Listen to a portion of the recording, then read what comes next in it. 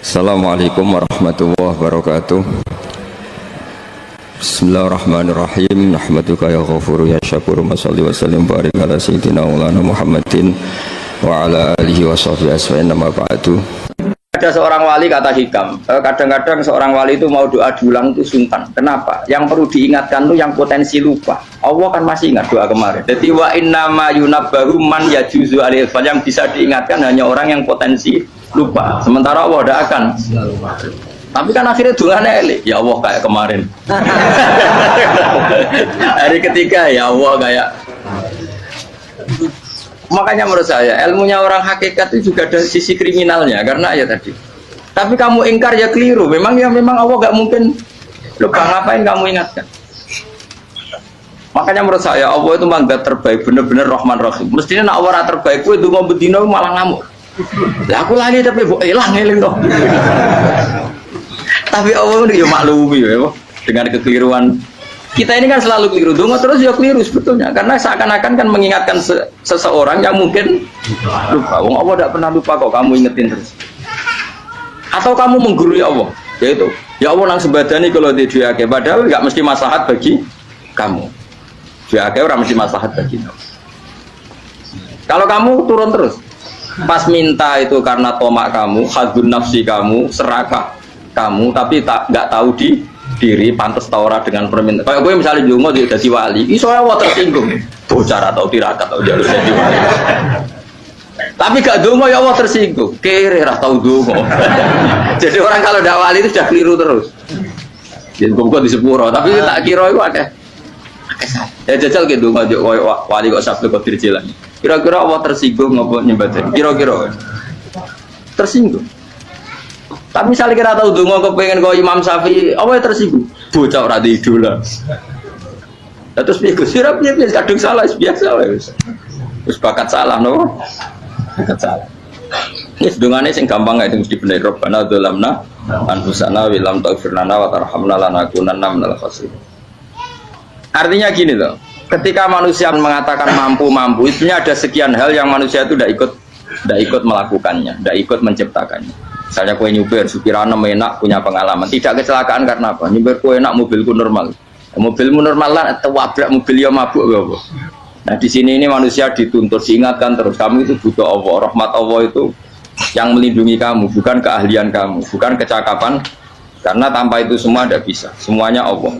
Ya, tapi manusia tadi, gara-gara misalnya tadi mobilnya normal, dia punya keahlian nyupir, terus mengklaim kalau keselamatan dia itu karena hati-hatinya dia, karena mobilnya normal.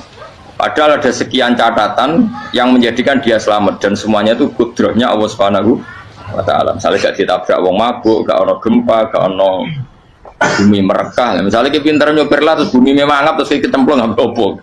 Pokoknya daerah-daerah kayak ya rasa tak sebut nomor orang. Kira tahu muka siapa ya, bener mari tak sebut nomor yang ngeri. Intinya Indonesia ora aman, tapi kita tenang aja satunya ora aman kabeh, ono sing aman. Ora usah khawatir likuifaksi, ora usah khawatir meteor jatuh, kabeh ya potensi no? Potensi semua. Sehingga ini sedikit saya ijazahkan. Suatu saat kata Rasulullah, saya yang Mu'ad melihat kamu hanya sejengkal di depan para ulama ketika nanti di akhirat. Terus Mu'ad tanya, Rasulullah tanya, kenapa kamu hanya satu jengkal dengan derajatnya para ulama ketika sowan Allah? Jawabnya Mu'ad, kamu punya amal apa? Jawabnya Mu'ad, ya Rasulullah, saya tidak pernah melangkahkan satu kaki kecuali saya tidak pernah yakin apa bisa melangkahkan kaki yang satunya. Dan saya tidak pernah mengunyah satu makanan kecuali saya juga tidak pernah yakin apa bisa menelannya. Dan saya tidak pernah bernafas satu nafas kecuali saya tidak yakin apa bisa nafas berikutnya. Saking dia tergantung ta'aluk semuanya sama kudrahnya Allah Subhanahu wa taala. Kalau kita ini kan sok. Kalau makanan sudah di depannya kayak pasti bisa makan. Kalau dia sudah sehat jalan seakan-akan pasti bisa meneruskan. Padahal 0, sekian detik gue melaku dihantam mobil ya selesai. Misalnya stroke ya selesai, tidak bisa jalan. Sehingga para wali-walinya Allah itu orang yang filah gotin min lahadotagi, setiap kedipan dia, setiap perilaku dia itu hanya ta'aluk ambil Allah Subhanahu wa ta'ala. Itu yang disebut ya ibana su antumul fuqara unapa ila. Nah kemudian resiko makom ini, ya semua makom tak ada resikonya. Resiko makom ini itu biasanya dia lupa doa. Kenapa lupa doa? Karena doa itu terdefinisikan. Tak wari ilmu hakikat terus rumah wis ra paham lah tuh tak ulang no. Ya resiko ilmu saya ingatkannya. Ilmu itu kan ada dua. Ada ilmu yang karena didefinisikan. Dan itu akhirnya menjadi masalah. Sebenarnya ilmu itu tidak perlu definisi. Kedua ilmu yang kita rasakan. Misalnya gini, kalau sama saya tanya, kamu pernah nggak minta jadi punya uang banyak? Nggak tanya, pernah nggak minta? Terus artinya minta itu terus disebut dua. Tapi kalau menurut Allah, sistem tubuh kamu yang menghendaki punya mobil, sistem tubuh kamu yang ingin punya uang banyak, reaksi tubuh kamu yang terhinakan karena ditagih orang atau butuh uang, ini menurut Allah ya sudah kamu itu peminta-minta. Saya ulang lagi ya. Sehingga menurut Allah kamu minta tidak minta ya tetap berstatus peminta, pengemis. Nah, orang-orang yang sudah wusul, meskipun itu kondisional ya, tidak selalu. Itu ya dia pikirannya mengadahkan tangan apa ndak ya sama saja tubuhnya merasa minta, sehingga dia tidak perlu mengekspresikan minta. Nah, terus orang yang fikih bilang seperti itu tuh sombong, wong kok gak tahu dungo.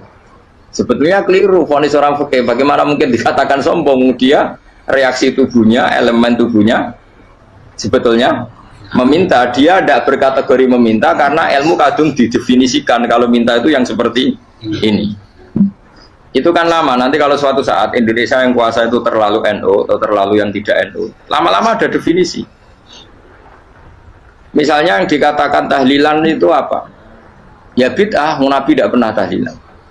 Sahabat gak pernah nahlilin Nabi, malah nggak ngaji Nabi jadi tahlil. Mana nih tahlilan jalukno sepuro mayit, ngaji Nabi jalukno sepuro. Sehingga dengan tradisi itu tahlil itu masuk definisi bid'ah karena nggak pernah dilakukan sahabat dan para tabi'in. Ya salahnya kamu definisikan. Tapi kalau udah kamu definisikan, sintiarani tahlil, ya mau la ilaha illallah. Terus mungkinkah satu bacaan la ilaha illallah dilarang? Wong ra oleh maca kalimat tauhid. Jadi misalnya tahlil iku nafatno kalimat tauhid. Oke tok ya ora ngara iso dilarang, tapi nak tahlil iku mitung dinane mayit koyo Buddha, samane kriminal. Enak. Ya sudah seperti itu. Makanya banyak orang salah itu karena ilmu kadung didefinisikan. Nah, definisi itu sebenarnya tidak mengikat dalam banyak hal. Ini penting saya utarakan. Ya karena seperti itu. Makanya itu masalah-masalah besar antara kita dan firqah-firqah yang lain, masalah ahli sunnah, terus masalah yang lain-lain. Memang ya sudah seperti itu. Ya saya ulang lagi ya. Ketika Nabi Ibrahim mau dibakar Namrud, itu masyhur cerita itu. Dan kemudian jadi Nabi namanya Habib Syahid. Habib Syahid itu sebetulnya hanya ngutip Habib Abdul Haddad. Jadi syair itu sebenarnya ada di Diwanul Haddad. Apa? Diwanul Haddad. Diwanul Haddad itu syair-syair Abdul Haddad ketika beliau usul, beliau mukasyafah. Terus bagian dinyanyikan Habib Syahid terjadi populer. Saya ulang lagi ya. Tubuh kita, misalnya kamu lapar, perut kamu kan mereaksi minta makan. Andaikan kamu itu Tuhan, kan kamu tahu bahwa perut kamu itu minta makan. Tanpa kita bilang ya Allah saya minta makan, Allah tahu kalau reaksi tubuh kamu minta makan. Sehingga orang yang tidak minta pun asal makomnya makom yang ikror, mengakui kalau dia butuh ya namanya sudah minta. Tapi fikih kadang mendefinisikan sing darane minta itu hanya madhep kiblat terus menengadakan tadi dan sebagainya. Ya sudah kita sebagai orang pengikut ya yang ikuti fikih, yang ikuti tasawuf sebetulnya itu definisi yang sepihak. Sehingga ketika Nabi Ibrahim mau dibakar Namrud, masyhur itu cerita itu. Beberapa hari mungkin bulan-bulan orang disuruh Namrud tarik kayu sebanyak-banyaknya. Ketika kayu sudah terkumpul mungkin satu lapangan, Ibrahim mau dibakar. Pegawai ini Namrud itu bingung caranya mencalok Ibrahim. Itu saking gedene napa? Api. Nak dicalok ado iku ratok tengah. Nak diparekno iku kepanasan. Masyhur. Terus setan zaman itu orang akeh dadi setan tenan. Saiki kan duplikate sakeh dadi setan ra tau muncul. Wong duplikate wis napa? Akeh. Singkat cerita setan itu muncul pura-pura jadi manusia terus ditemukan manjanik. Manjanik ya semacam ketepil besar yang jadi mana ya dari kiai-kiai ketepil itu haram mergo penemune setan. Jadi ini tuh. Tapi nak manjanik penemune setan itu betul walhasil terus dibikinkan satu manjanik semacam ketepil besar terus Ibrahim dilemparkan ke api. Lewat apa? Ketepil tadi idenya siapa? Setan. Nah ketika di tengah api itu unik. Kata malaikat Jibril datang terus tanya sama Ibrahim, ya Ibrahim apa kamu butuh saya? Butuh, alakah haja, apa kamu punya kebutuhan? Jawab Ibrahim, lah, saya tidak punya kebutuhan. Amma ilaika fala, kalau ke kamu ndak. Karena kamu makhluk, apapun keren kamu Jibril tetap kamu makhluk. Amma ilaika fala. Ndak, maksudnya butuh ke Allah, nanti saya nyampaikan. Mana dinya Nabi Ibrahim, kalau Allah tidak usah kamu sampaikan ya sudah tahu. Gua Mbak Jibril. Oh, aku itu ditekak kan. Ya saya ulang lagi, apa kamu punya kebutuhan? Alaka hajalla ama ilaika fala, kalau ke kamu ndak. Ndak maksudnya butuh ke Allah, nanti saya sampaikan. Karena Jibril yang mentang-mentang dekat sama Allah dan tukang memberi informasi. Tapi kata Ibrahim, kalau ke Allah sih nggak perlu kamu, dia sudah tahu. Nah itu terjadi nazamanya Habib Abdul Haddad masyhur itu apa? Hasbi min su'ali ilmuhu bihali. Jadi cukup ilmunya Allah itu menjadikan saya tidak perlu minta. Hasbi min su'ali ilmuhu bihali. Jadi ada kondisi tertentu yang para wali itu, saya ulang lagi, kondisi tertentu yang para wali itu ya tidak minta. Tapi kalau itu ditiru jenengan semua ini jadi keangkuhan. Kenapa? Wes ora ndonga tangane ditenangkan. No, atine ora eling pangeran kan akhirnya tak jaluk tenan. Jadi gue aja niru wali-wali. Nah wali-wali itu kan misalnya tangannya tidak menengadah tapi semua sistem tubuhnya merasa butuh sama. Saya itu pernah ya. Tapi itu kondisional dan saya juga ngulang nggak mesti bisa. Ketika saya umroh itu pernah saya ada satu kondisi itu doa ya di putaran pertama tos. Di putaran pertama saya berdoa ya agak banyak di multazam. Putaran kedua mau berdoa sudah tidak berani lagi. Sampai ke-7. Hari kedua ya tidak berani, hari ketiga tidak berani. Nah seperti itu tidak bisa dibuat-buat meskipun saya juga agak ingin. Tapi ya pas itu ya nggak bisa. Gara-gara itu korban kitab hikam, ya kitab hikam yang terkenal. Kitab hikam itu pernah cerita gini. Rubbama dallahum al-adab ala tarkit tolak. Terus di antara makalahnya itu wa inna ma yunabbahu man yajuzu alaihil ikhfal. Tapi kamu jangan niru dosa kan. Tapi jangan ingkar ilmu ini tambah dosa oke. Jadi niru ya dosa, ingkar ya dosa. Jadi ada seorang wali kata hikam. Kadang-kadang seorang wali itu mau doa diulang itu sungkan. Kenapa? Yang perlu diingatkan tuh yang potensi lupa. Allah kan masih ingat doa kemarin. Lalu itu gara-gara saya sebelum umroh itu mensinau kitab hikam itu agar itu ya Allah, sing tak dungani wingi ejek eling kok tak eling nomen ae. Dadi wa inna ma yunabbahu man yajuzu alaihi yang bisa diingatkan hanya orang yang potensi lupa. Sementara Allah tidak akan. Tapi kan akhirnya dungane eling, ya Allah kayak kemarin. Hari ketiga ya Allah kayak. Makanya menurut saya ilmunya orang hakikat itu juga ada sisi kriminalnya karena ya tadi. Tapi kamu ingkar ya keliru. Memang Allah gak mungkin lupa, ngapain kamu ingatkan? Makanya menurut saya Allah itu manggat terbaik, bener-bener Rahman Rahim. Mestinya nak orang terbaik, itu mau bedino malah ngamuk. Lah aku lagi tapi bu hilang ngeling dong. Tapi Allah itu ya maklumi ya, dengan kekeliruan. Kita ini kan selalu keliru, dongo terus ya keliru sebetulnya. Karena seakan-akan kan mengingatkan seseorang yang mungkin lupa. Wong Allah tidak pernah lupa kok, kamu ingetin terus. Atau kamu menggurui Allah, yaitu ya Allah nang sebadani kalau di diake, padahal nggak mesti maslahat bagi kamu. Diake orang mesti maslahat bagi kamu. Maka ada sekian contoh yang wali itu dibully pangeran. Saya sering cerita, banyak cerita wali itu dibully pangeran, digarap ya pangeran. Ini gara-gara salah itu. Saya pernah cerita dan itu ada di hikam betul di kitab itu ada. Ada wali itu tukang hamal. Hamal itu manol di pasar, itu tukang angkut. Jadi kalau ada orang bawa barang berat diangkut dia, terus misalnya kalau dulu mungkin ya ke kereta atau ke singkat cerita terus diupahi. Setelah dapat apa dia pasti pulang karena dia hanya butuh makan satu piring, karena dia tirakat makan satu piring untuk ibadah 24 jam. Singkat cerita dia ngeluh, ya Allah, kamu tahu, engkau tahu saya ini pecinta engkau, saya ini hanya butuh makan satu piring untuk kuat sholat. Tapi kenapa harus jadi juru manol? Berilah saya rezeki yang tanpa kerja. Nah, selang sekian hari dia dituduh maling, terus di penjara, terus dapat rezeki tanpa kerja. Dia terjawab, kenapa jadinya gini? Kan kamu minta rezeki tanpa kerja. Ya itu penjara itu rezeki tanpa kerja kan. Jadi Allah memperlakukan para walinya itu memang unik. Ya kadang dibully. Sehingga dalam cerita-cerita kenabian, kata Qadiyat itu, nggak ada orang yang sering dibully Allah kayak nabinya.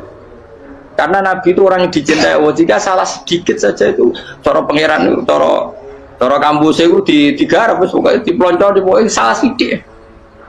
Misalnya begini, Nabi Yakub itu kan nabi. Dia mungkin nyon jauh nggak tersadar nyembelih apa itu anak sapi itu di depan indukannya. Ya beliau mungkin spontan saja, Pak. Kalau kamu yang melakukan pasti tidak ada hukumannya karena Allah tidak pati peduli sama kamu, sudah lah. Artinya nggak peduli, salah pantas saya nggak jelas ya gitu. Tapi ini Nabi. Ketika itu terus indukannya sapi tadi, ya Allah, Yakub itu kekasihmu. Saya tidak berani sama dia karena dia kekasih.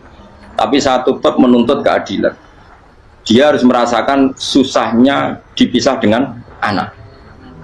Meskipun dia tidak nuntut rasanya roh anak sebelah, itu tidak ada se-ekstrim itu. Sapinya itu hanya nuntut, ya Allah, dia harus merasakan sakitnya terpisah dengan anak.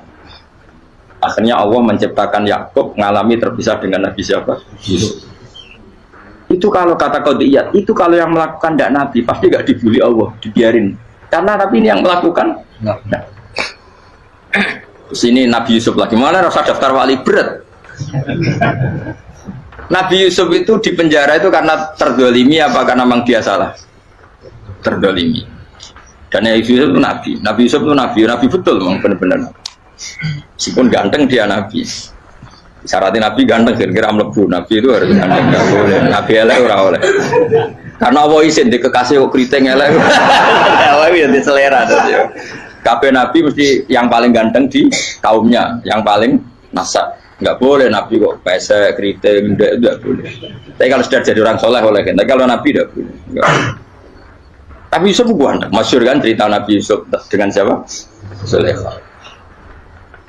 Dan belum ada orang dalam keadaan darurat masih cerdas kayak perempuan. Jadi singkat cerita, ketika Yusuf diajak Zulaikha selingkuh nggak mau kan keluar dari kamar. Dalalah kebetulan wa alfaya sayyidah Rajal. Itu si Zulaikha tadi spontan langsung bilang, wahai suamiku, apa hukuman orang yang ingin menodai keluargamu? Itu wong wedok. Padahal dia agak terencana, dia pun nggak bayangkan kepergok suaminya. Itu dalam keadaan kepergok itu masih cerdas. Suamiku, apa hukuman orang yang mau menyelingkuhi keluarga Anda? Singkat cerita suaminya murka, terus Yusuf di penjara, terdolimi. Ketika di penjara, kemudian Yusuf punya keahlian mentakwil apa? Mimpi. Kan tadi suaminya Zulaikha itu tidak sampai raja ya, kira-kira PM atau menteri. Raja itu punya mimpi yang bisa nakwil itu hanya Yusuf. Singkat cerita, terus utusan raja datang ke Yusuf dan takwilan Yusuf terbukti benar. Tapi Yusuf ini seorang nabi, saya ulang lagi, Yusuf seorang nabi, dia tapi ya manusia. Bilang gini ke utusannya, coba bilangkan ke raja kamu, di penjara ini ada orang yang di penjara secara terzalimi, yaitu saya. Tolong laporkan ke majikan. Itu Allah tersinggungnya itu bukan main. Nabi kok lapor makhluk, itu tersinggung. Nah aku kan gak bibi, ngajuin proposal ya orang bibi. Semoga Allah begitu rabi bibi. Wong sumben swargane ya ora langsung wae ngono, pokoke kira-kira kan sudah tidak perlu ditegur. Makanya fa'an sahu syaitanu dzikra rabbi falabitha fi sijni bid'asi. Maka Allah mentakdirkan utusan raja tadi itu lupa melaporkan peristiwa Yusuf ke raja tadi, sehingga raja gak pernah dengar kalau ada orang di penjara karena Karena Allah tersinggung. Wong kowe ku nabi kok lapure ambek penguasa. Ngono tok iku wis Allah tersinggung. Karena dia nabi, gak boleh nabi lapor makhluk. Jadi Allah itu dengan nabi itu sangat-sangat sensitif. Sangat-sangat sensitif. Ya begitu.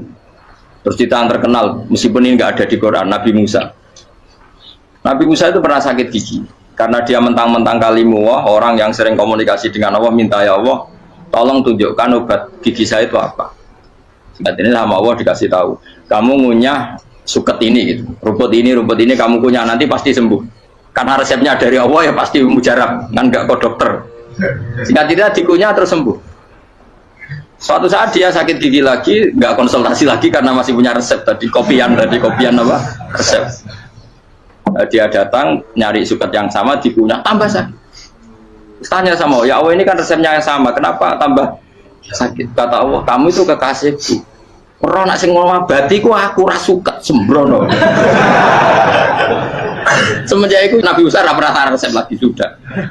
Andikan tuh kamu, pasti Allah juga nggak tersinggung. Makanya kata Qadiyat, kenapa para nabi sering ditegur itu bukan karena Allah murka, nabi itu beda. Jadi kesalahan kecil atau apa-apa yang menurut kita ada salah itu untuk nabi salah. Makanya di ahli sunnah ada kaidah apa? Mimba bihasanatil abror sayyiatul muqarrabin. Pernah dengar kaidah apa? Mimba bihasanatil abror sayyiatul muqarrabin. Sesuatu kalau dilakukan umumnya orang itu hasanah atau kebaikan, tapi kalau dilakukan para nabi itu salah. Karena apa ya, saking dekatnya dengan Allah. Saya ulang lagi apa? Mimba bihasanatil abror sayyiatul muqarrab. Jadi nabi itu beda. Nah, para nabi itu orang-orang yang ngalami fikir yang doa resmi kayak siapa tadi? Definisi fikir ya sering. Kayak definisi orang tasawuf yang sering.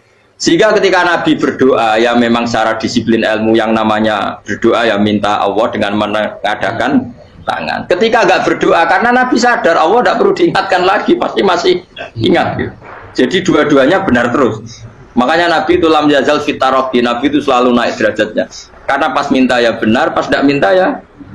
Tapi kamu jangan niru dosa kan. Tapi jangan ingkar ilmu ini, tambah dosa. Okay? Jadi niru ya dosa, ingkar ya dosa. Jadi ada seorang wali kata Hikam, kadang-kadang seorang wali itu mau doa diulang itu sungkan. Kenapa? Yang perlu diingatkan itu yang potensi lupa. Allah kan masih ingat doa kemarin.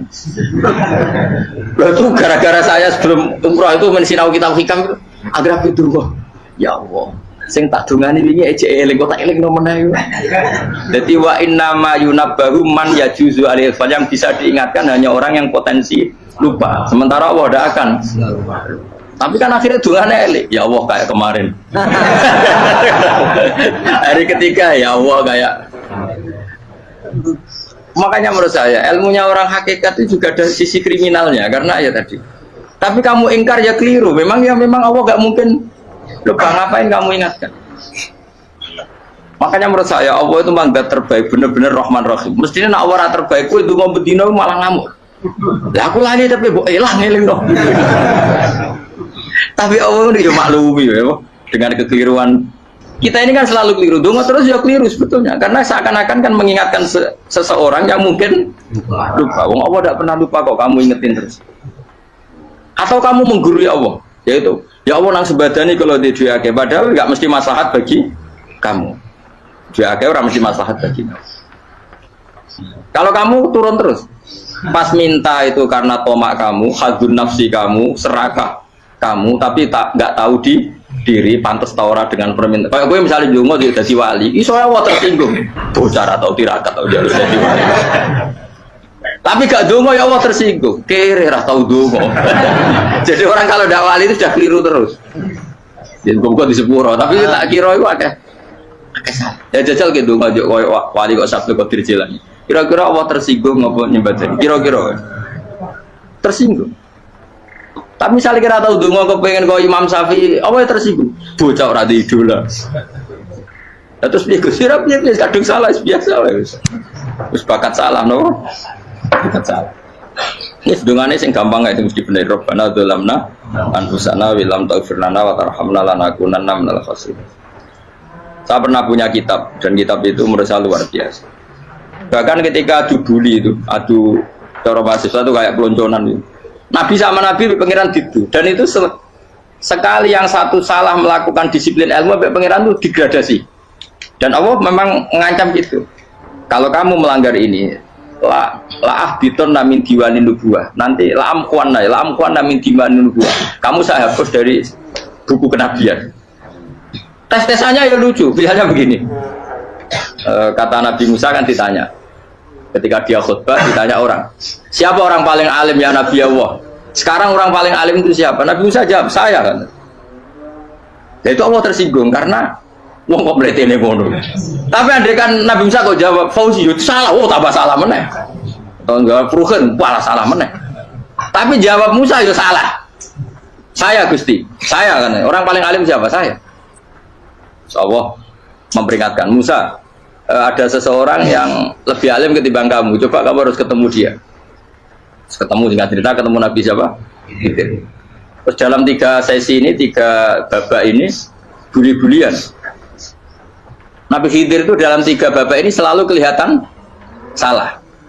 Di antaranya adalah cara sekarang ya mungkin di gonjak sepeda motor atau perahu kalau dulu yang menggratisi dia numpangi sepeda motor malah spionnya dicopot gitu. Spionnya dicopot, dirusak. Tapi Musa kan sudah digratisin malah rusak yang motornya yang apa? Menggratisin. Nabi Khidir masih tenang. Kamu tidak paham. Jadi Nabi Khidir mesti distok kamu tidak paham. Itu kata Surahul Hadis termasuk Ibnu Hajar Al-Asqalani bilangin. Setelah itu kedua membunuh anak kecil. Musa tambah marah. Anak yang belum punya dosa kok kamu sampai 3 kali ada 3 peristiwa. Itu kata Surahul Hadis. Andai kan Musa kok diam tidak protes, maka dia akan disalahkan Allah. Karena dia berarti membiarkan kemungkaran di depan matanya tanpa reaksi. Jadi sebetulnya ketika Musa berontak itu Nabi Khidir, Nabi tenan gitu. Jadi itu kan unik. Tapi berontak itu disalahkan. Jadi angel sandi tes-tesan jadi Nabi itu angel. Misalnya kok Nabi Musa itu kayak model santri Jawa Timur, Nabi Khidir salah, nggih nderek mawon. Ya ora nabi jero barang mungkar. Menengae. Berarti yo nabi goblok ngono kira-kira. Makanya memang Musa harus konsisten seperti itu, harus demo terus. Kayak saya misalnya sebagai kiai fikih, kiai ya harus seperti ini cara mulang saya. Enggak boleh saya misalnya terus anut mulang terus tawadu semeneng itu serah karu-karuan. Jadi andekan Musa kok tidak protes itu malah salah. Ya memang harus. Dan itu Nabi Khidir Nabi tenang. Makanya Nabi Khidir akhirnya respect. Tidak ada hati sebaik Abu Musa. Risi itu gak nyaman ketika melihat kamu. Jadi itu punya poin. Tapi lucunya Nabi Khidir yang nyalan. Takkan dari rasa kok amen takok. Tapi harus disalah no. Ya aku cari Nabi Musa, ya jajal, gawe peristiwa meneh aku tak sabar rata kok bareng. Kan jajal neh. Bareng dijajal ya protes meneh. Bareng protes meneh, tinggal 1 kali kesempatan. Kowe takok meneh, wis ora dadi muridku. Dikasih kesempatan lagi, ya protes meneh deh. Tapi itu justru itu menjadi kelebihannya Nabi Musa karena syarat seorang nabi adalah al-musara'ah ila inkaril munkar kata Ibnu Hajar Al-Asqalani. Syarat seorang nabi adalah secepat ngengkari sesuatu yang mungkar. Nggak boleh. Ya toh kan misalnya kita jadi murid terus gurumu itu gandeng artis atau gandeng penyanyi dangdut. Dia derek mawon. Jadi guru murid goblok. Tapi kowe ngoroi guru tersinggung. Ora roh hikmah iku. Kan bingung loh. Di guru ini Pak bingung loh. Dale ke di guru jadab dorong Jawa Timur apa? Gurumu gandeng penyanyi dangdut. Reaksimu beda jatah kok. Ayo loh, nah elek kan gak iri. Biasanya nah elek itu ra iri. Sekarangmu Pak. Sing ayu, sing potensi iri. Kira-kira reaksi kamu itu milih derek mawon apa berontak? Gue nak gurumu wong alim mesti nak pasti meneng. Muridku gila bener, gak sensitif. Roh barang mungkar dilakukan di depannya kok tidak reaksi, tidak protes, geblek tenang. Tapi lucunya guru mau nak protes ya gak luwe akhlak gitu. Guru lagi senengnya kok ora oleh. Nah Nabi itu kan bully-bulian. Jadi Nabi Khidir dengan Nabi Musa itu tebak-tebak. Karena dua orang ini sama-sama kekasih Allah. Itu Nabi Musa justru barokahnya itu dia tidak pernah kelasmennya di bawah Nabi Khidir. Semua ulama sepakat kelasmennya Musa tetap di atas Nabi Khidir. Sehingga yang berlaku ya tetap ilmunya Nabi Musa, bahwa membunuh anak kecil tidak boleh, merusak perahu milik orang lain tidak boleh. Karena Allah tetap lebih respect dengan ilmunya Nabi Musa. Nabi Khidir tetap ilmunya nggak dipakai, meskipun dia disebut hakikat. Karena ilmunya Nabi Khidir ngani ngoyo. Ngani ngoyo wong ape mutusno ngenteni nginceng Lauh Mahfuz. Lah sing iso iku sapa?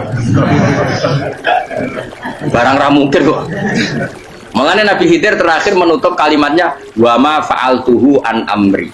Dzalika ta'wilu ma lam tasdi alaihi sob. Aku dhewe nglakoni iki ya ora roh, wis ditakdir nglakoni ngene. Dadi Nabi Khidir ya ora paham. Jadi wa ma fa'altu an amri itu terakhir kira-kira artinya saya sendiri tidak melakukan ini karena inspirasi saya sendiri atau keputusan saya sendiri. Tahu-tahu saya ditakdir melakukan. Karena pas itu Nabi Khidir disetting semuanya dengan ilmu hakikat, yaitu bayi tadi memang kutiba kafiron. Kutiba kan apa? Kafiron. Memang dia nanti kalau umur nganti tua ditakdir mati kafir. Daripada mati kafir nanti ya sudah mati sekarang. Tapi nggak mungkin kan ada syariat daripada soben beling pateni kecil. Ora syariat, tetap ikut Nabi Musa. Makanya kata Ibnu Hajar Al-Asqalani itu uniknya Allah sama para wali-walinya. Wali ku klirullah itu tetap disenangi pengen. Terus pengenan nabi-nabi ini yo kecil-kecil kan, yo panjenengan wong. Terus keempat kan. Tadi kan saya punya contoh 3, ini contoh keempat, ini terakhir. Kagian kok ilmu meracu tetap malah bingung enggak. Nabi itu minggat itu boleh enggak? Tanpa pamit, minggat itu pergi enggak pamit itu boleh enggak? Enggak boleh. Rasulullah meskipun kayak apa disakiti di Mekah itu enggak pernah minggat, enggak pernah hijrah. Saya ulang lagi, karena butuh isi. Tapi Allah pernah punya kekasih yaitu Nabi Yunus. Nabi siapa? Yunus. Itu Quran meredaksikan ya abako. Abako itu terjemahnya apa? Minggat. Kalau pergi itu dahaba. Tapi ini Allah meredaksikan itu abako. Abako itu ya minggat. Nabi Yunus itu dakwah di daerah Nainua ya. Nainua itu ya Babylon sana. Kampungnya namanya Nainua. Ya daerah Babylon. Babylon itu kalau di geografis modern ikut Irak. Ikut mana? Irak. Jadi Kufa, Basra, Babylon. Terus siapa itu yang mengalahkan pasukan Yahudi dulu itu Bukhtanasor, Hebuket, Nazir itu ikut mana? Babylon apa? Babylon. Bama unsila alal malaka ini di Babila Harudamar. Makanya kalau ulama-ulama melihat Irak kacau sampai sekarang itu tidak kaget. Irak itu ardun mal'unah kalau di kitab-kitab, bumi yang memang sudah terlaknati mulai dulu. Sehingga ketika ada kasus Saddam Hussein sekarang itu ulama tidak kaget. Zaman Rasulullah Sugeng itu Irak itu termasuk sudah bumi yang guna keazala, jadi di sana pasti banyak fitnah. Fitnah pertama yang dicatat sejarah adalah Mautul Husain apa? Kabudutnya Said siapa? Husain di Karbala. Era Imam Syafi'i adalah zaman mifnah, ulama dibantai karena dipaksa mengatakan Quran apa? Makhluk. Terus konflik-konflik sampai era Saddam Hussein terus era sekarang jadi. Nah kita ini ulama sebenarnya tahu tarikh itu. Tapi di era modern kan dianalisis karena campur tangan ini itu ya sudah lah. Sebab goblok pun daripada membantah-bantah malah rakabur. Sebab goblok, sebab pinter. Nah sekarang kan analisisnya kan, wah ini ada campur tangan pihak ketiga diciptakan ya saunu ini. Ya kalau intelijen harus ngomong seperti itu. Kalau kita seperti ulama memang dari dulu dicap Nabi hunalika az-zalazil wal fitan. Saya teruskan. Nabi Yunus itu dakwai kaumnya itu lama sekali dan tidak iman. Nah semua nabi kalau kaumnya tidak iman itu diberi hak Allah ngancam akan adanya adab apa? Ngancam akan adanya adab. Nabi Yunus ngomong gitu terusin. Nanti kalau kamu tidak iman itu pasti kena adab. Anggap saja dia ngancam gitu sudah berbulan-bulan. Singkat cerita, adab baru tinggal 3 hari lagi. Ayo nang iman, tinggal 3 hari lagi. Ya kira-kira dia ngomong misalnya Ahad, tadi Ahad, Senin, Selasa, atau kamu milih Selasa ya Rabu, Kamis. Singkat cerita Ahad itu dia gak kuat. Wah semuanya kurang telung dino kaumku tetap orang iman. Mangkel asal minggat deh. Minggat itu jadi minggat kan nggak punya tujuan. So asal pergi jauh saja. Ada perahu, sekenanya dia naik saja. Namanya minggat nih. Kalau bawa bekal terencana, bawa visa paspor kan plesir namanya. Jadi minggat tuh ya gak, ya sekenanya nggak bersiap. Singkat cerita sampai ikut perahu nelayan tadi, terus zaman itu ya ada mitos kalau ada gelombang yang nggak wajar pasti ada orang minggat. Terus ditanya siapa yang minggat, Nabi Yunus kan orangnya jujur, saya katanya. Ya sudah, yang minggat harus dicemplung gitu. Ya, terus ada yang agak baik, ya jangan gitulah. Ini kan kita semua butuh selamat, Dudi dulu. Terus Dudi satu lagi ketemu Yunus. Coba mungkin salah udahnya Dudi lagi ketemu sampai 3 kali ketemu Yunus. Makanya fasahama fakana minal mudhadis, Dudi dia kalah kemudian tenggelam. Fal taqamahul khutu wa huwa mulim. Terus dia diuntal, ditelan oleh ikan nun. Nah, di situ ikan nun digambarkan saking besarnya itu. Nah, ini uniknya Allah sama kekasihnya. Sudah Allah menyalahkan tapi unik. Ikan ini kan itu sama Allah dikasih instruksi. Kamu nggak boleh makan dia, dia kekasih saya. Terus ketika di tengah di perut apa? Ikan, dia kegelapan. Terus Nabi Yunus cita-citanya satu, ya Allah, kalau saya sumpah gini saya tidak bisa baca tasbih. Akhirnya sama Allah disulap perut ikan itu jadi masjid. Jadi dia di dalam perut ikan ya santai saja tetap wiridan. Santai. Pana ada fi dzulumati alla ilaha illa antas fanak ini kuntum nazal. Ya dia santai aja wiridan karena perut ikan bagi dia adalah masjid. Ya dia disalahkan Allah karena abako tadi minggat hijrah tanpa pamit. Tapi juga dibela-belain Allah, ikan tadi tidak boleh nelan. Ini perlakuan Allah sama orang yang bikin. Tapi karena dia Nabi, uniknya apa? Dino akad itu kaumnya do nginceng omah Nabi Yunus. Rame-rame nginceng. Lucunya cara nginceng gini. Nak Yunus neng omah berarti bodoh nih. Wong omah ono ada kok dene tengok. Barang dinceng Nabi Yunus tuh gak ada. Oh tenan ono ada. Mulane wonge rawani neng omah. Itu uniknya pangeran. Jadi mau dekne ora minggat dia salah. Mau dekne ora minggat berarti kaumnya jare apa ono ada ono gempa bumi likuwi faksi kok dekne ning omah. Lah nek ono tenan ra mlayu, nyatane gak mlayu. Jadi mbok Allah didesain minggat. Tapi nek minggat jadi salah Nabi yo ora pamit. Makanya masyhur saya itu punya kitab karangannya Habib Alim Alama, babanya Habib Anis, Habib Ali bin Husain yang ngarang apa? Ali bin Muhammad bin Husain karang yang disebut Duror itu diantara doanya gini. Tapi jangan tiru loh, berawali pun. Aku rawan ini loh. Cuma saya hafal secara ilmu, tapi saya ada branding. Waj'al sayyiati man ahbabta. Ya Allah, jadikan kesalahan saya itu kesalahan orang yang kau cintai.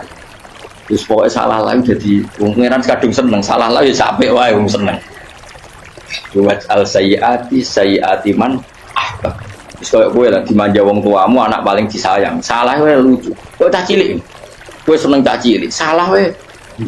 Cano gelas yo lucu, tiba yo lucu. Tibane cah tuwek-tuwek. Bocah jelalatan melane tiba. Ah itu barang kau menginceng omahe Nabi Yunus gak ono wong. Wah, berarti adab mau turun betul. Andai kan adab tidak jadi turun, pasti Nabi Yunus berani di tenang. Wes barang mulai malam Kemis, adab itu sudah kelihatan. Ada puting beliung, ada apa, sudah jelas pasti ada adab. Kaumnya yang lapangan tobat, finish. Secara bal-balan menit-menit apa? Terakhir. Kowe iku ape pengen ditampa tobaté. Wes gak sida tak adab wong kowe tobat. Singkat cerita Nabi Yunus hari ketiga atau apa dia selamat. Pakai versi yang umum saja. Selamat. Faltaqamaul hutu bahwa falaula annahu kana minal musabbihin la fi batni la yaumi yub'atsun. Akhirnya dimuntahkan sama ikan nun tadi terus dia keluar. Barang keluar tanya-tanya kabar gimana kabar kampung Nenua, baik-baik saja. Kabar awani mulai karena dia tahu kalau orang bohong itu dihukum mati. Padahal dia bohong katanya Kemis itu ada adab, ternyata kampungnya baik-baik. Padahal baik-baiknya karena mereka jadi masyarakatnya nyari dia karena mau iman. Si nabinya agak berani pulang karena nanti dihukum mati. Aku pangeran nabi kekasih itu, pangeran dia bully itu. Oh itu beda-bedaan, mau kekasih pangeran. Aku yang hati itu langsung diadab. Jadi pangeran kekasih itu beda orang koyo. Akhirnya Yunus rawani mulai. Wah nak mulai aku disiksa. Perkara nih kalau pembohong itu dihukum mati. Masyarakat yang golek tenan, mergo nalem Kemis ku ono azab tenan. Cuma terus do tobat. Jadi disebut falau laka nasqoryatun amanat fanafa'aha imanuha illa qauma Yunus lamma amanu kasyafna anhum adzabal khizyi fil hayatid dunya. Enggak ada kampung yang saya adab kecuali kasil tak adab, kecuali kaum Nabi Yunus. Aku semeh ngadab lho, pas menit terakhir peta adab tobat. Akhirnya rasido dari pangeran. Iku kaum Nabi sinten?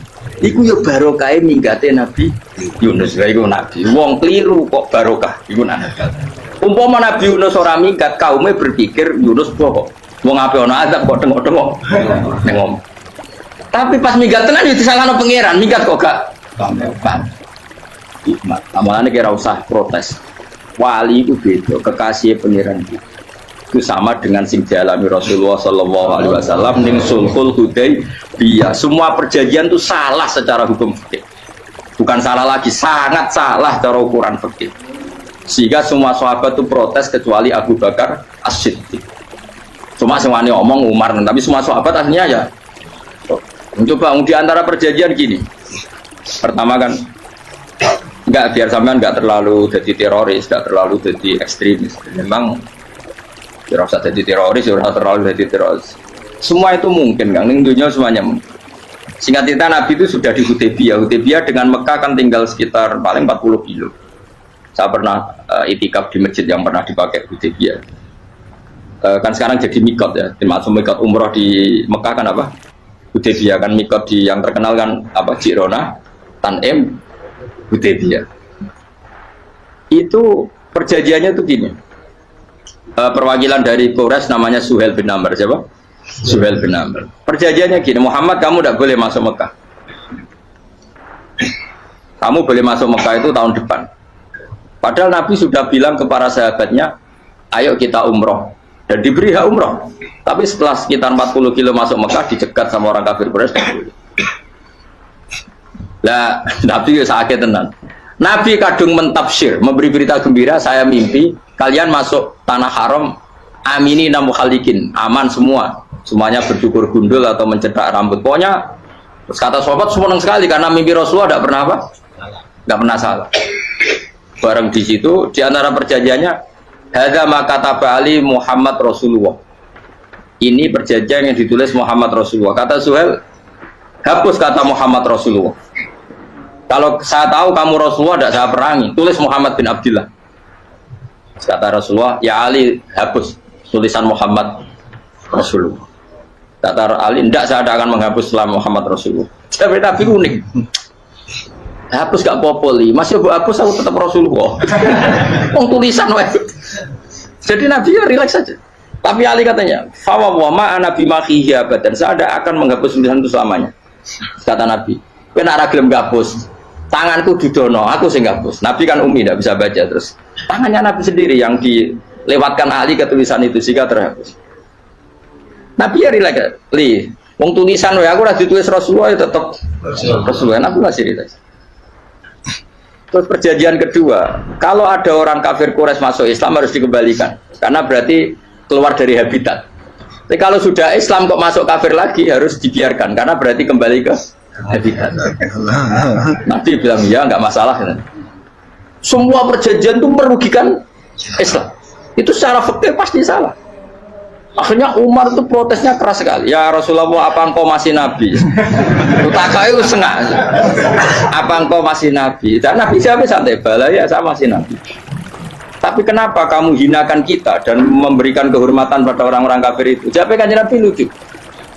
Ya agama itu pangeran. Masih aku perjanjian yang ngono kok pangeran sing angkat agama iki tenang wae. Kanjeng Nabi ku perjanjian mbek manusa gampang.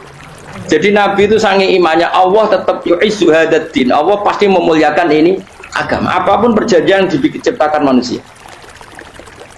Makanya bapak saya, Mbah Mun, guru saya itu ngaram-ngaram tenan mikir Islam. Islam mbok pikir haram, ono sing duwe.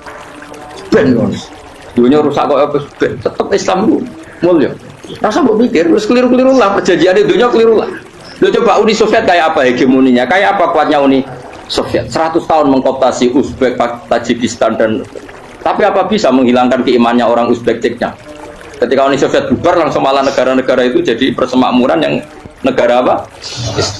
Indonesia kayak apa dikooptasi? PKI, jajal Londo tolong atau seket. Mbah Soleh Darat alim zaman Londo, buyut-buyutku alim zaman Londo. Iku mondok Mekah ya alim. Zaman PKI ada wong alim. Saiki ayo zaman Islam Nusantara apa ono sing alim koyo. Jadi Islam menarik zaman mesti regani negara, zaman rung di negani negara itu semua.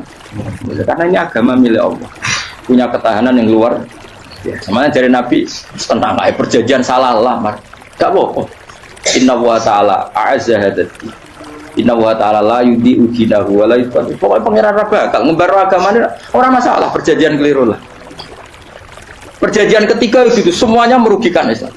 Tapi apa kata Abu Bakar ketika protes Nabi gak dijawab, datang ke Abu Bakar.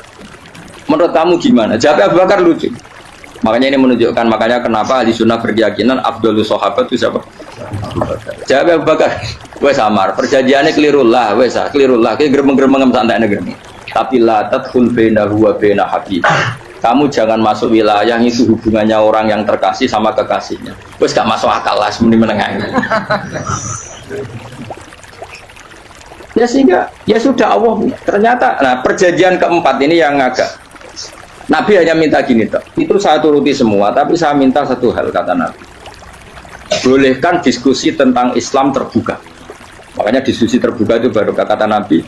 Jangan larang orang mendiskusikan Islam. Itu tok mintanya. Oke dari Suhail, diskusi wae pikirannya Suhail kan mau diskusi wae. Enggak masuk Islam, diskusi.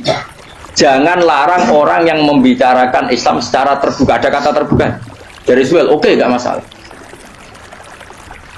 Itu toh yang itu pun nggak jelas menguntungkan Islam apa? Enggak. Akhirnya apa yang terjadi? Darun Nadwa, tempat-tempat pertemuan Jorosani Gerdu, gedung parlemen, semuanya itu diskusi. Sajane Muhammad itu sopor, konsep Islam itu. Dan semua yang cerdas itu sajane ya bener Muhammad. Nyembah watu banyak giok tenan. Wah, ini giok tenan watu kok di. Terus nak Yahudi. Yahudi ora bener pisan, Nasrani ora bener pangeran atau. Wah, diskusi. Sesuai hasil diskusi sepakat. Rupanya dia tetap bener Muhammad. Terus ini bener. Akhirnya hasil diskusi itu akhirnya mereka membatalkan perjanjiannya sendiri. Perkara ini baru kayak apa? Malah Nabi ketika balik di Madinah, Umar sempat protes yang dalam. Oke ya Rasulullah, saya nerima konsep Anda, tapi saya menyisakan satu pertanyaan. Jadi jenengan ini ada ayat yang nurjuna latat khulun al masjidal haroma insyaallahu aminina muhalligina ru'usakum. Lah kok nyatane ra sido mlebu Mekah, malah kita terusir kembali lagi ke Madinah. Iku Nabi yang agak lucu ngendikan. Mar, ning ayat iku ra gak ono taune. Apa ono ayat iku taun iki? Sing ngatel taun iki ra kowe. Dari Nabi ya ora ono taune ya. Ora ono taune kok tauni dhewe kan kira-kira. Ayat itu kan gak ono taune, Umar ae sing gear nafsiri tahun ini. Wong awam suatu saat kamu akan masuk Masjidil Haram. Tapi kan gak ono taune ayat. Apa di ayat itu ada tahunnya Umar dan Allah bilang tahun ini ya enggak, ya sudah kalau gak ada tahunnya ya pokoknya mesti kapan-kapan terjadi. Tapi rasa itu kalau suge rugen kan gak ada tahun nih orang saya mau aku dong gak ada suge tapi kan tanpa tahu itu sesuai. Nah akhirnya apa yang terjadi? Ada diskusi masif di Mekah. Setiap yang cerdas, setiap Nabi tanya Abu Sufyan siapa, Nabi mau komentar gini sama siapa teksnya, misluhu la yajhalul Islam. Kalau Islam sudah didiskusikan, otak secerdas Ikrimah bin Abi Jahal, secerdas pasti tidak bodoh tentang Islam. Maknanya pasti akal yang waras memilih Islam. Wah, akhirnya Islam jadi masif. Ya sudah, karena Islam sudah masif, tokoh-tokohnya cenderung Islam, akhirnya perjanjian itu dibatalkan sendiri. Akhirnya waro'aitan nasa yadkhuluna fi dinillahi afwaja. Akhirnya mereka berbondong-bondong masuk. Itu artinya apa? Nabi udah perjanjian cara fikih keliru wae, cara fikih cara dzahire keliru wae, tetap barokah karena punya hubungan khusus dengan Allah Subhanahu wa taala. Makanya la tadkhul bainahu wa baina habib. Bukan kayak ya sudah seperti di pangeran. Makanya Sayyid Ali itu Sohibu Simtiduran nak dungawi di antara doanya waj'al sayyiati man ahbabta. Jadikan ya Allah kesalahan saya kesalahan orang yang engkau cinta. Karena ulama nyontono ngene, saiki Nabi Adam ambek iblis itu padha salah itu. Enggak jawab. Padha salah iblis itu salah bodoni Nabi Adam salah dilarang mangan wit khuldi tetep mangan. Mau trimo rayuane sinten? Iblis. Tapi wong piye-piye pangeran ku seneng Nabi Adam. Sediluk diusir bar sumat tabahu rabbuhu fataba alaihi wa bar langsung Adam urung metu ka swarga wis diwarai. Damke kepengin tak sepuro nggih, tak warai dongane. Iblis tak diwarai. Makane kena donga wong kuwi. Dadi ngene ke ya pokoke wong disenengi ku menang kan. Lah kaya pengen donga iku kowe ora bakat wali biasa wae mau iki cerita. Ya sudah seperti ya, tapi emang ya sudah seperti Nabi Adam itu urung pati keusir tenan Gus fatalah ko Adam Rabbi kalimatin fataba. Jadi urung terlalu jauh dari surga. Kemana lagi pes pertama medun ke bumi ambek Allah diwarai beberapa kalimat sing dadekno di sepuro. Kawat al sayyiati man ahbab.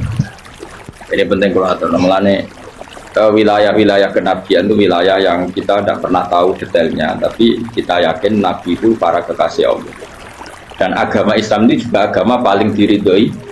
Maka di zaman apapun, kecewa apapun dengan perjanjian dengan negara maupun dengan dunia, Islam tetap dihormat pangeran. Wis ora usah kuat. Mikir Islam ku keliru. Nangit mayo oleh nak mikir keliru. Agama pangeran kok gitu. Saya masyhur Sayyidina Umar itu kan khalifah paling sukses masalah futuhat. Di masalah apa? Futuhat. Dan Ibnu Umar setiap jalan-jalan itu dibully sama orang-orang. Ya Ibnu Umar, mbok ya kamu itu minta sama bapak kamu supaya dia nyebut penggantinya siapa. Atau bikin suksesi lah. Jangan kok dia khalifah sukses kemudian tidak jelas juntrungannya. Kan dia tetap mati suatu saat. Saking gak kuatnya Abdul bin Umar, dia matur, ya Abah, engkau harus suksesi. Siapa ya pemimpin setelah jenengan? Lah kenapa? Orang-orang bilang kalau ada orang misalnya penggembala kambing terus ditinggal gelanggang itu dianggap dosa karena kambingnya pasti kocar. Apalagi ini urusan umat. Kalau tahu-tahu mati sebelum sesi ini pasti kacau. Umar langsung marah. Agama Islam itu nggak sama dengan kambing kata Umar. Agama Islam agamanya pangeran, mesti diurusi pangeran. Aku mau khilafah, aku mau sukses. Ben aku rasa mikir, engkau rasa diurusi pangeran. Jadi Umar itu justru sangat hormatnya sama Islam itu dengan cara gak mau mikir Islam. Gak mikir berarti gak khidmah ya, tetap mengkhidmati Islam. Seperti saya ini kan yang khidmati Islam lewat mulang. Tapi orang tahu mikir nasib Islam. Islam orang kondang biye. Ditinggal Abu Bakar melaku, Umar melaku. Wali Songo baik kue rak mulya Wali Songo. Saya ini jurus mudin yo melaku, jurus KUA yo melaku. Jurus mubalek sing kadang matre yo melaku. Berapa kiai sing dadi oknum perkara proposal ya agama ya. Wong bapak udah konco kiai ku mudin anake mondok. Wareng saking suwene dadi mudin zaman iku mudin urung untuk gaji kono negara. Anake yo dhuwit mending spontan. Cung ora ono mati kok dhuwit. Mergo ora ono mati ra entuk. Cung ora ono mati kok dhuwit. Mulai ku agama ya ra piye-piye juga. Mergo agama iki diurusi ayo nabi palsu ping pira wae mulai Musailama sampai Musotek sampai Elia Eden kurang lagi mulai wali palsu kaya Rama Dosa Rama sapa iku kowe ono kabeh ora masalah.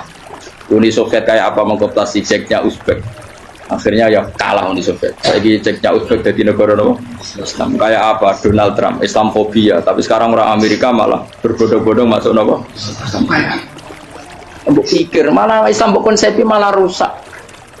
Mergo terus di metodologi harusnya penyebaran Islam itu begini, harusnya mbahmu kira pangeran kok mulai harusnya orang Islam kadang melaku ya lewat mudin ya. Saya itu punya santri, ini kisah nyata. Itu lahirnya di Bali, itu bisa baca Fathul Mu'in. Lahirnya di Bali. Bahkan dia ketika SD itu tukang mimpin lagu Hindu. Lagu Bali kok Hindu. Karena dia ketua kelas, tapi Islam. Semua cuma. Begitu ikut. Gara-gara apa? Jadi Baba itu bakal sate yang Bali. Ya bakal sate, berhubung sukses, ponakannya misalnya ini diajak orang Madura kan, aslinya orang Madura. Setelah kampung itu menjadi kampung Muslim, lama-lama berkebutuhan punya masjid. Berhubung ke sana kiai, ono masjid, masa orang di wong alim. Akhirnya anaknya di pondokno di Jawa. Bodana di Jawa iso maca muin terus ngaji sama saya. Jadi saya yang Bali kok ana wong ora ya ana santri di Bali maca satu muin. Ning Jawa kadang wong ora iso maca muin. Jadi itu bakal sate muter. Serap kayak Islam di Indonesia gara-gara pedagang Gujarat. Meskipun sejarah itu diperdebatkan ya gara-gara dagang. Karena mereka Muslim ya akhirnya menyebarkan apa? Islam. Jadi semudah itu Allah. Termasuk konflik Ali bin Muawiyah itu barokahnya sama susahnya konflik itu masih banyak barokah. Sayyidina Ali sama Sayyidina Muawiyah karena kita ahli sunnah ya tidak menyalahkan salah satu madzhab ahli sunnah. Itu barokahnya beliau konflik itu banyak sahabat yang migrasi. Ada yang ke Cina, ada yang kemana-mana. Termasuk yang diyakini para sejarawan ada yang ke Selat Malaka. Termasuk akhirnya sampai ke Baros itu.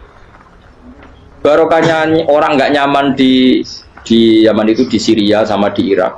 Akhirnya Islam oh sudah. Andai kan nggak ada konflik itu, mungkin penyebarannya juga lama.